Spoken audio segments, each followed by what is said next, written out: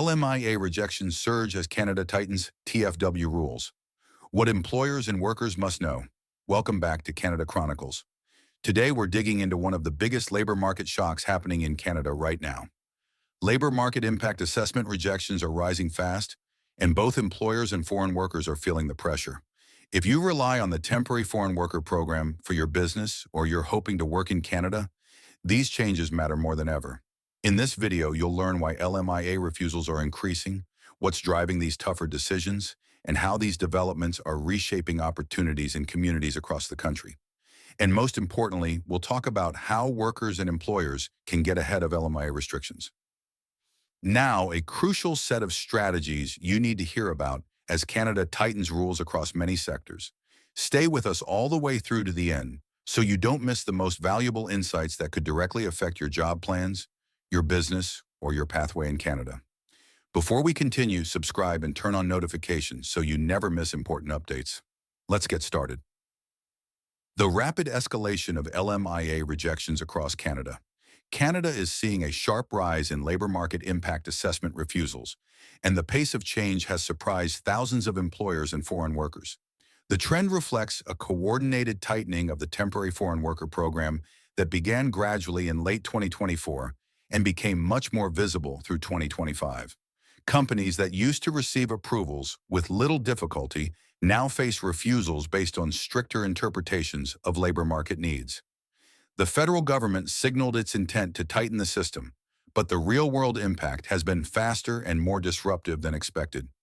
Employers who rely on a mix of Canadian citizens, permanent residents, and temporary foreign workers to run restaurants, long-term care facilities, transportation fleets, construction sites, warehouses, and hospitality operations are encountering new barriers. Officers now require stronger evidence, clearer documentation, and more detailed justification before issuing approvals. The economic pressures driving Ottawa's TFWP restrictions. Canada's evolving economic conditions have played a major role in this shift. Several major cities saw unemployment rise in 2025, and according to the rules enforced by Employment and Social Development Canada, LMIA, assessments must become stricter when unemployment in a region climbs above 6%. Although this threshold is not new, officers had previously interpreted it with flexibility.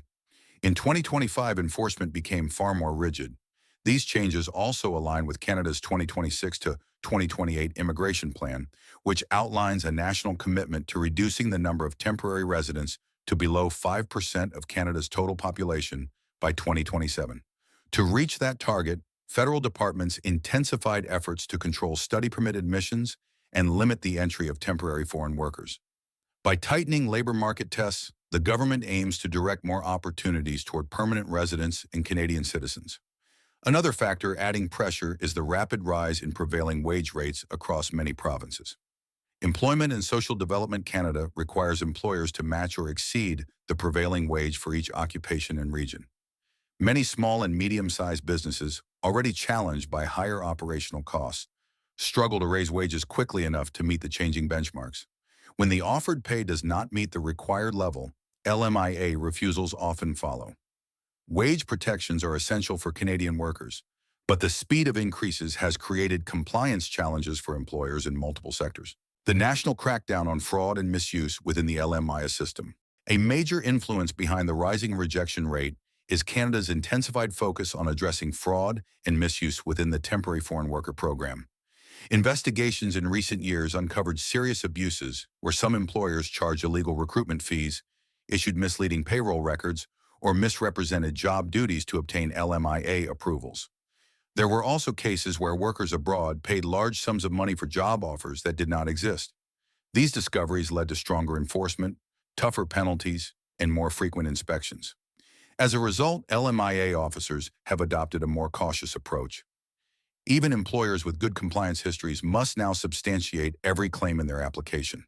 If paperwork is incomplete, unclear, or inconsistent, refusals are more likely.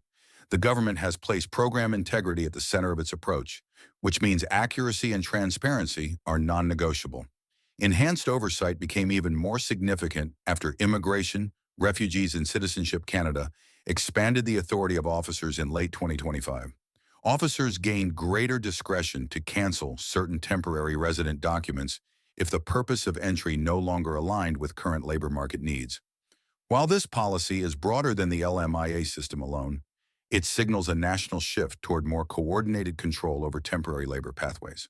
The impact of rising rejections on employers and foreign workers. The impact of these changes is felt across many regions and industries. Employers in food service, caregiving, transportation, hospitality, warehousing, and construction report that maintaining stable staffing levels has become harder. These industries rely heavily on a mix of Canadian workers and foreign workers to operate efficiently, and the sudden increase in LMIA refusals significantly disrupts their operations. Even when employers can show that few Canadians are applying for these roles, LMIA officers now expect far more evidence. This includes detailed recruitment efforts, proof of outreach to marginalized groups, and improvements to wages or working conditions. Smaller businesses often struggle with these expectations because they lack formal human resources departments. For foreign workers, the consequences are often life-changing. Many individuals who expected to come to Canada have already left jobs, borrowed money, or made financial commitments based on the promise of an LMIA-supported offer. When an application is refused, those plans collapse instantly. Workers already living in Canada may lose their status if they cannot obtain a new LMIA in time. International graduates feel the pressure most sharply because LMIA-supported positions were once a reliable stepping stone toward permanent residency, and these pathways have now become more unpredictable. The sharp shift in Canada's labor priorities by late 2025.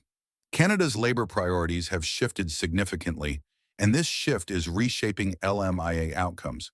The federal government is giving strong support to sectors that are essential to national growth, including healthcare, skilled trades, advanced manufacturing, green energy development, and large-scale infrastructure construction. Employers in these sectors generally continue to see positive LMIA decisions because the labor shortages are severe and well documented. In contrast, sectors that offer lower wages or have historically relied heavily on migrant labor now face closer scrutiny. Officers are instructed to ask whether better wages, improved workplace standards, or expanded recruitment efforts could attract more local workers. Employment and Social Development Canada strengthened job advertising requirements, expecting employers to post detailed listings on multiple platforms and reach out to underrepresented communities. These expectations are difficult for many small businesses to meet, resulting in a higher rate of refusals. The growing calls for transparency amid inconsistent outcomes. The increase in LMIA rejections has sparked widespread calls for transparency.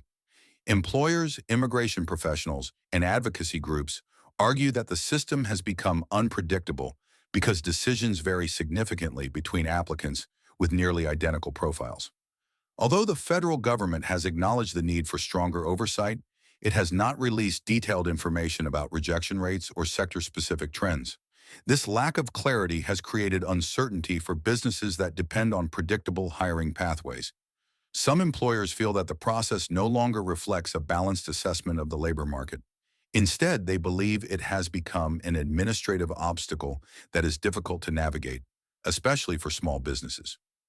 The call for a comprehensive review of LMIA rules continues to grow as more companies struggle to adapt. Thanks for staying with us this far. We appreciate your time and hope you're finding this information valuable. How workers and employers can get ahead of LMIA restrictions now. With rejection rates rising, both employers and workers need practical alternatives to reduce their dependence on the LMIA system. One effective option is to focus on pathways offered through the International Mobility Program. This program allows certain workers to come to Canada without the need for a labor market impact assessment, including individuals transferred within multinational companies, spouses of skilled workers, and participants in international agreements. These pathways provide more predictable processing times because they do not require labor market testing. Another strong option is to pursue provincial nominee programs that emphasize employer support without relying on federal LMIA assessments. Several provinces expanded their employer-driven nomination streams in 2025 to address regional shortages. For workers already in Canada, these pathways offer a clearer route toward permanent residency. Employers who engage with provincial options may find these programs better aligned with their immediate needs, especially in regions where labor shortages are more urgent. Upskilling and retraining also create meaningful opportunities for workers. Individuals who transition into in-demand roles such as early childhood educators, healthcare support workers, transport logistics professionals, and skilled tradespeople can increase their chances of securing stable employment and long-term status. Employers who invest in staff development often strengthen their compliance records, which improves future applications and demonstrates genuine commitment to meeting labor needs. Finally, employers must update their recruitment practices to align with the higher expectations set by Employment and Social Development Canada. Offering competitive wages, improving working conditions, and maintaining clear documentation help create stronger applications. Businesses that adapt quickly to these expectations position themselves for better outcomes, even in a more restrictive environment. As we've seen, Canada's tightened LMIA rules are reshaping opportunities for both employers and workers. Rising refusals, tougher labor market tests, and stronger enforcement mean that using the old strategies is no longer enough. Staying informed and adapting quickly will give you a major advantage in this new landscape.